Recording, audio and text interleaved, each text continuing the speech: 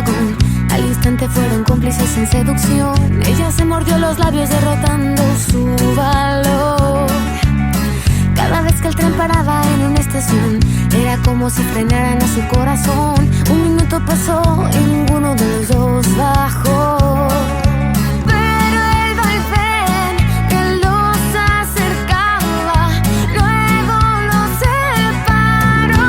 En un instante bastó. En un instante el tiempo se paró. Se convirtió en amor, la historia de los dos en un instante.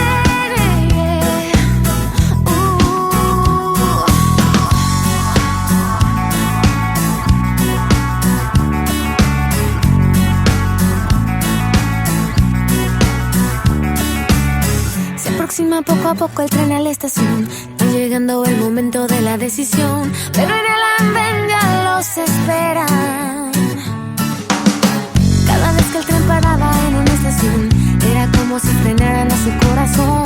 Un minuto pasó y ninguno de los dos